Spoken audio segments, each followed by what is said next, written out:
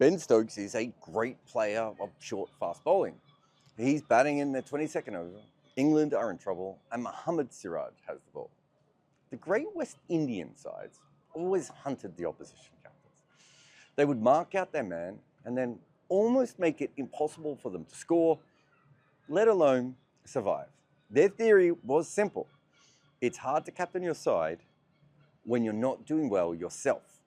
And so they stalked their prey and figured once they'd lopped off the head, the body would follow. Mohammad Siraj took this almost literally. First ball is short and fast. It also breaks away off the pitch and fades towards the slips. All Stokes can do is edge it through to Rishabh Pant. One delivery, gone. When Siraj finally stops his victory lap, Shubman Gill hugs him so hard he almost knocks him over. Stokes is not in form. He's not the main threat, but he is undoubtedly the head of this snake. And in one ball, he's gone. Ross Taylor couldn't see at night or when the clouds were in.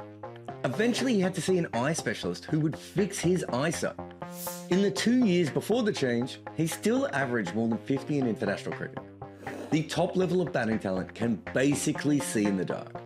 That is who we are talking about in our new book, The Art of Batting. Head over and order your copy today.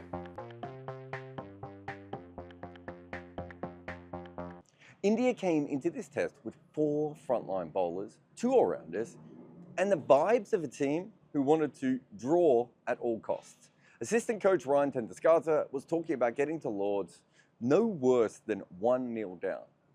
On top of that, this was a flat pitch. It has been all summer long in county cricket as well. But this game broke down differently. Shubman Gill's epic twin act and the faster scoring rate meant that there was a chance for India to win this match and also still break England physically. And they went for both. Of course, to do this, they still had to take 20 wickets, something that in the first test with Jasprit Bumrah, they could not do. This time they had one advantage. They knew what the conditions would be like. Teams come to England expecting swing and seam. These days, they really should get ready for flat wickets and soft balls. From 2016 to 21, when Broad and the others learned the wobble ball, English pitches seemed around absolutely everywhere, even in the overs from 30 to 80 with the old ball. But that was an anomaly. Before that, the wickets were what they call CEO Brown in the UK. In 2022, things changed again. 2 massive occurrences happened that year. Brendan McCullum inspired a new phrase in the dictionary, and the leather that Dukes used for their balls went soft. It meant that taking a wicket in the middle overs was tough, and it allowed for a very attacking side to cash in. England has continued to attack ever since. The balls are still going soft, and taking wickets in the 30 to 80 over period is really tough. Was this a fluke the first time, and then England realised it was awesome and asked the ball manufacturers to keep doing it? I mean, we know that they have asked for good batting wickets before, and we suspect also that they requested comically short boundaries here at Edgbaston. So why not go all in and ask for Dukes to be the exact ball you want as well when you are their biggest client? Of course, none of this really matters to India. They just have to get wickets. And so if you look at their bowling in the first innings, they essentially delivered great with the 2 brand new balls on offer and then struggled in between. Edgbaston just wasn't the ideal hunting ground. Flat terrain, soft conditions. But India were willing to wait. After a disastrous period where they tried to bounce out Smith and Brooke before putting any fielders out on the leg side, they decided to go old school. They just bowled wide of off stump. Something that we've talked about a lot with some of the new dynamos coming into the game. And Smith and Brooke struggled a lot more when the ball was wide of the wicket. And so India, for a session, managed to actually do something that a lot of teams can't: slow England down. Instead of the ball flying everywhere with the 2 batters well and truly set, there was a bit of a go slow, as if India was softly lulling them into a trap. And they were. As usually, England would keep going very hard, scoring well over 5 and over. Instead, they stalled. And why did this matter? Because straight after that, the new ball was due again. And if there is anything that we knew about this pitch, it's that it loves a brand new ball. India rocked through them with it. And from that point onwards, they completely dominated the game. The Brook wicket from Akashdeep was where it all started. It was, and not for the first time. At times, he was getting more seam movement than anyone else was getting spin.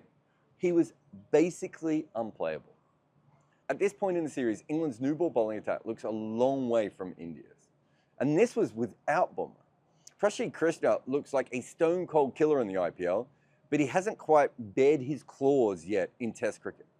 But even he has had spells in this series that make you remember just how vicious he could be. Akashdeep bowled some great balls, but Siraj stepped up massively as well.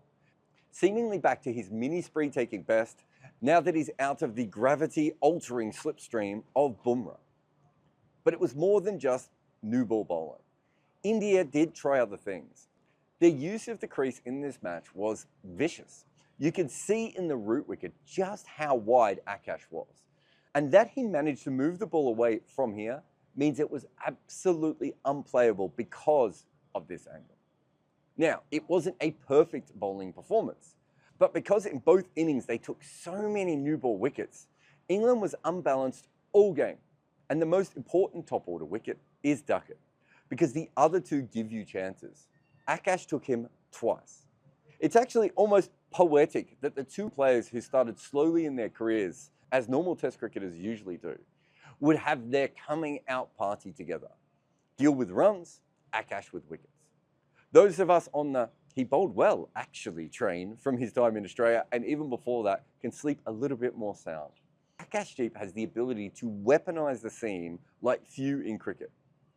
But of course, the Duke's seams do not last as long as they used to.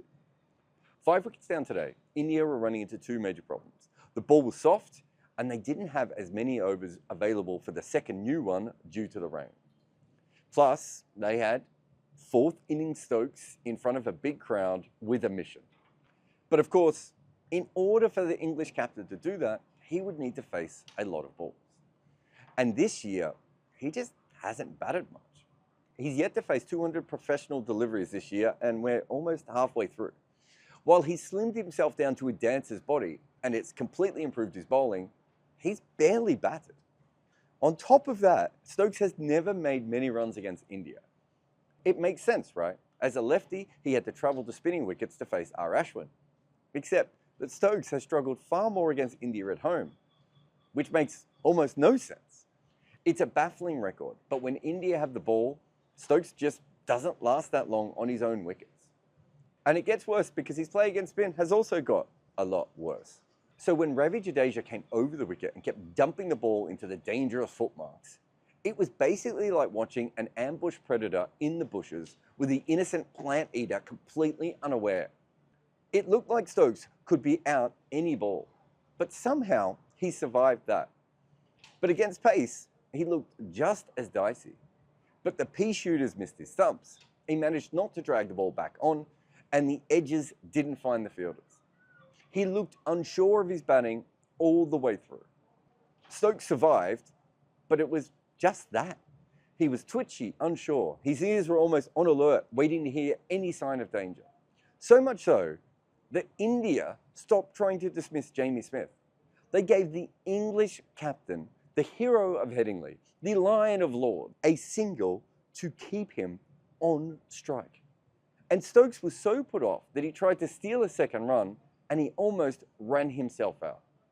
Then, when facing Washington Sundar, Stokes is trying to get off strike again by flicking the ball to deep backward square. So Shubman Gill closes off that option, basically circling Stokes. And first ball after, he's almost caught trying to force the ball through that gap. The next delivery had no fangs or fury. It was just a quiet twist of the blade, precise and lethal. Simply a well-delivered off-spinner on the stumps that straightens. But Stokes is late, stuck, and even unsure if he's hit the ball. But he is out. Once the head was severed, the tail thrashed briefly, but it was already over. India simply played with their food before executing the final kill. Stokes' team lost by 336 runs. The head, the body, the tail, they're all beaten. Brian Lara used pot plants to work on his placement. John Wright glued his glove to his bat. Sachin Tendulkar dug up practice pitches. Tatenda Taibu cut the top off his bat. Claire Taylor used a hockey grip. Steve Smith was from tennis. Dean Jones would call phantom runs. And Victor Trumper turned the nets into a war zone to survive. The best batters in the world do whatever they have to make runs. We have told their stories in our new book, The Art of Batting.